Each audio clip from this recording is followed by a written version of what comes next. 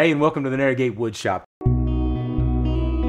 Today, I want to introduce you to some really simple but functional tools in the process of building guitars. As some of you know, I like to build guitars, so I thought I'd give you a little peek into the guitar building world. But let's start with the question. Which of what I have in front of you would you consider to be the most effective tool? See, some of us, when we think about woodshop, we think of power tools, like this table saw. I'm actually standing at a big platform where we can run sheet goods across a table saw. Or maybe one of the tools you see in the background, the shaper table or the planers or the joiner or something. We think of that in tools. But sometimes the most effective tools that we can find and use are as simple as, well, that.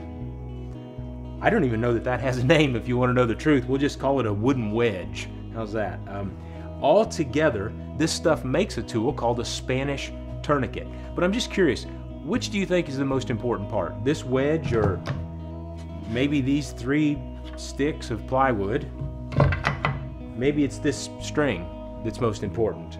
Or maybe this thing that doesn't really have a name, it's just a bunch of wooden pieces stuck together. I'll tell you what, let me show you how this works.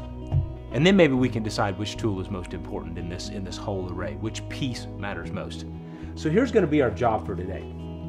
We're going to take these 2 pieces of wood, these 2 pieces of spruce. Now at one time, this was a log. It's been cut in half so that we can fold it and it resembles itself. If you'll notice, the grain pattern is an exact match on either side. This is how guitar tops are made, and we're going to glue up a guitar top today. I've run these through the jointer so that the edge fits perfectly when you put it together. Can't hold it that still, but that edge fits perfectly. There's no daylight between there at all. We're going to put a tiny little bit of glue right here on this edge, and we're going to squeeze these 2 pieces together to make one new piece of wood.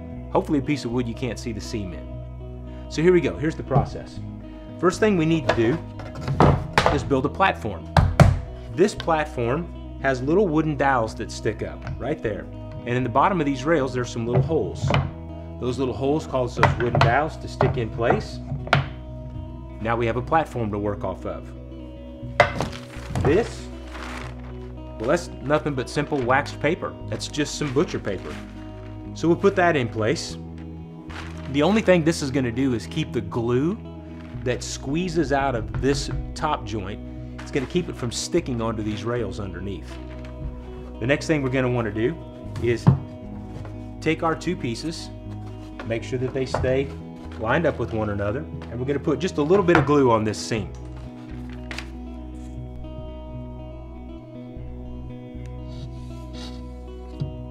I'm going to wipe off a little bit of that excess, because a little bit of glue goes a long way.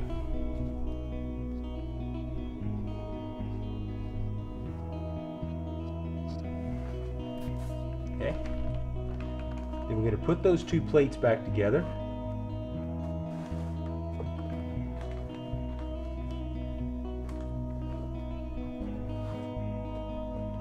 You can see how that fits. And the next step is to make these 2 pieces of wood become one. Now, in order to do that, we're going to use this piece of string and these wedges. Pretty simple idea, really. This string has a knot in the end. And these wooden stakes, well, they've got a little notch that knot fits into.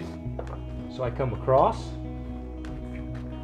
underneath, I start to make a little bit of an X pattern down here.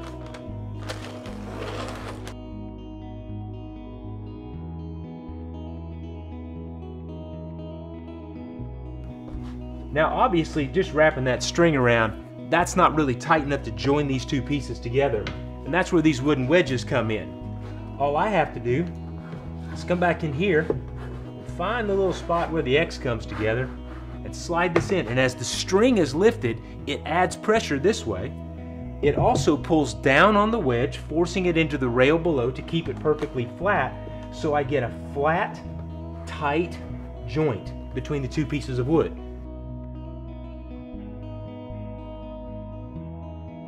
And then by logic, we're done, right? Well, not exactly. See, sometimes in a process, when we think we're done, there's really one more little bump coming, like this.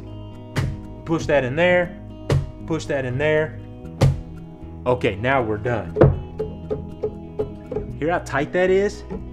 It almost sounds like a guitar string. The tension now has brought these two plates together, causing that glue to seep into both pieces of wood grain, bonding them together, almost welding them together into one. Get that good and tight. Bonding them together into one.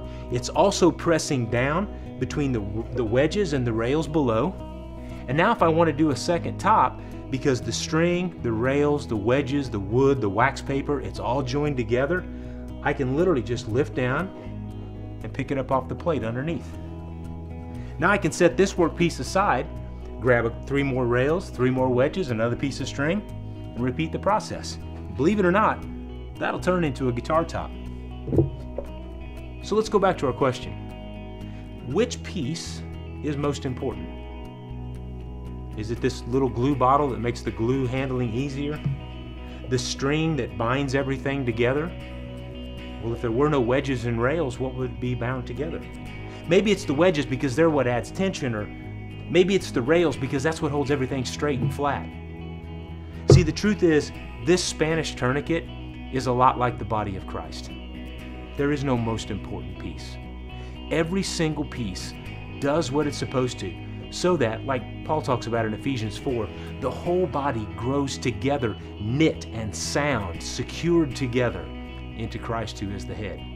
At the end of the day, all of these tools are designed to create a beautiful soundboard that can make melody and music. This guitar, when it's finished, will be given to somebody, and they'll use it to worship God, to make music unto God. So what's your part in the body? What role do you play? If you don't know, we have ways that we can help you discover it. Just send us an email. Send it to info@narrowgatefoundation.org and shoot us a quick note and say, can you help me find my place in the body? We'd be glad to help. Thanks for joining me. We'll see you on Shop Talk again real soon.